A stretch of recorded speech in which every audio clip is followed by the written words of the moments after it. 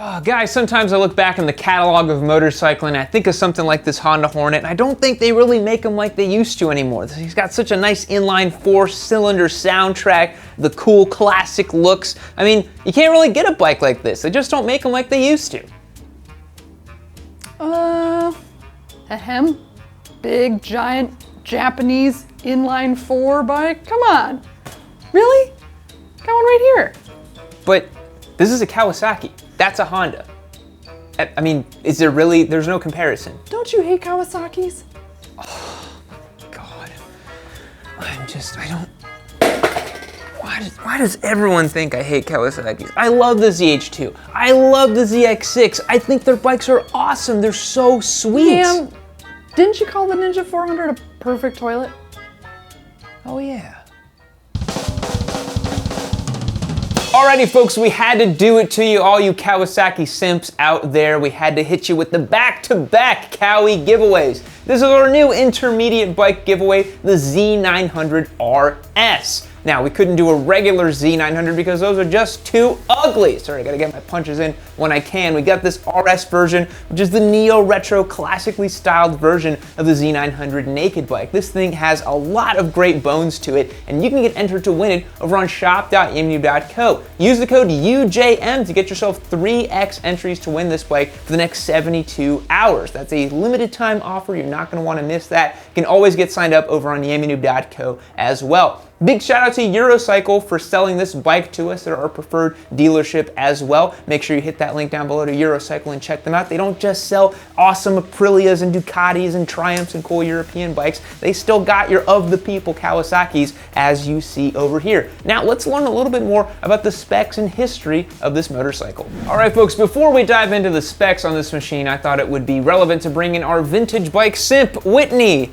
to talk about the Z900 RS and its storied history and why this bike looks the way it does. You like this thing? What do you think? It looks pretty cool? I do like the way this looks, and I was telling you earlier, might be a little sacrilegious. I would choose this over a Bonneville.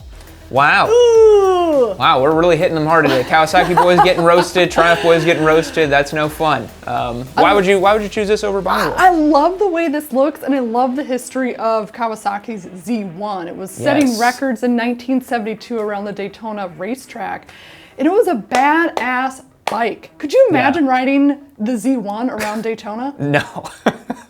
No, we were all absolute soft boys nowadays. Yeah, those guys took those huge air-cooled lumps and just raced them just because they were like, it's the bike we got, so we're gonna run it. Luckily, this is much more modern and advanced than those old bikes. This kind of calls back to the old KZs as well, right? Eddie Lawson days. They got the one with the green and the bubble fairing, which does look pretty cool, I got to admit. That was the first time I stopped someone at a gas station, and actually the only time I stopped to talk to somebody was they had the lime green with the headlight cowl. I was like, moth to a flame. Now they actually leave comments and be like, see guys, girls do talk to you at the gas station because of your bike. Dude, I had my goatee on. I was like, no, I was in disguise. Yeah.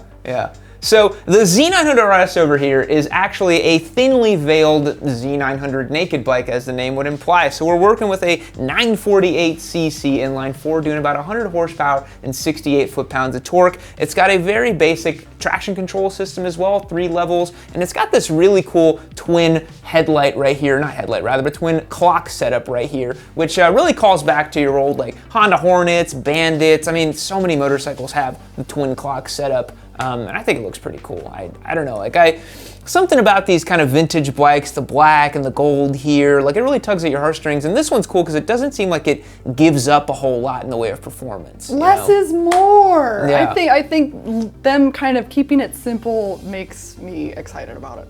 Yeah, this is a really sweet bike. What other things can we talk about it? So it comes with the Z900 frame as well. It's slightly modified here on the subframe to extend out a little bit to this big seat here. Very comfortable, very good ergonomics package on this motorcycle. And it's kind of like a what you see is what you get motorcycle. You know? So being that it is a what you see is what you get, who exactly is this bike for?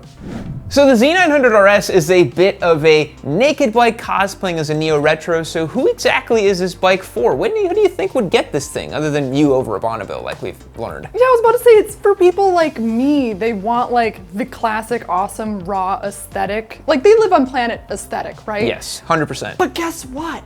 This is always gonna start You're just gonna be able to get on it and go. And that's Yes. all that people like us wanna do. We want it to look cool.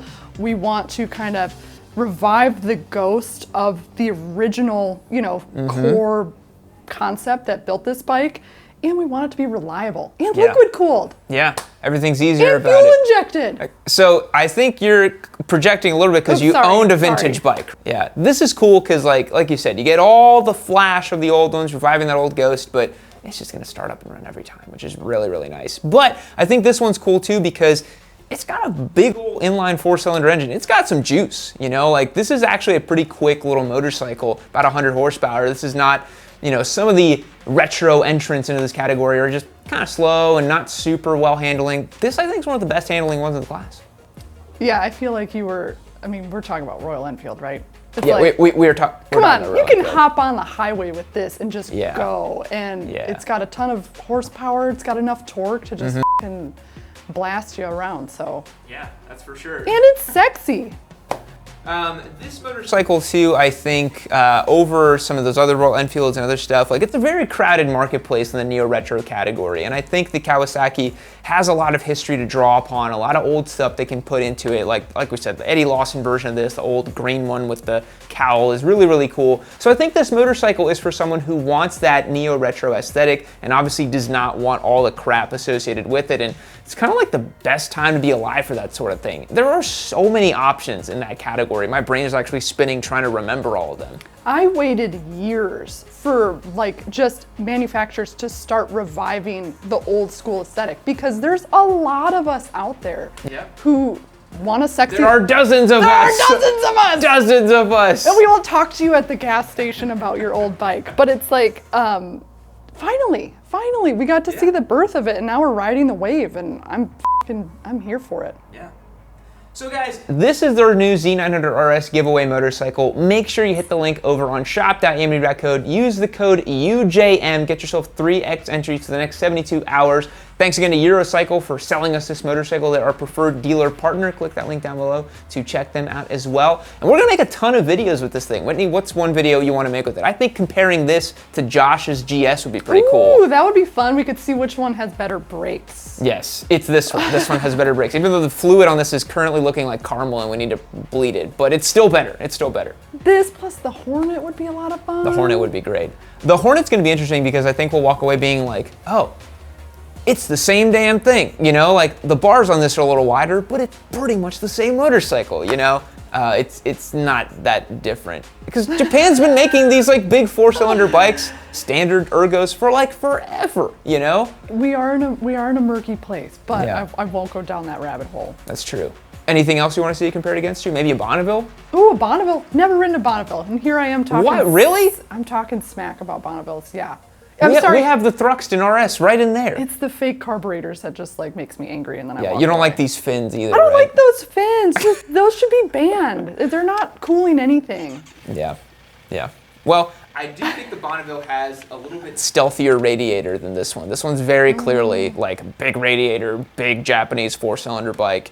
The Bonneville definitely is a little bit more kind of svelte and stuff, but we're not gonna get too hard in the paint here. We need to save that for some videos in the future. We'll catch you guys in the next one. See you later.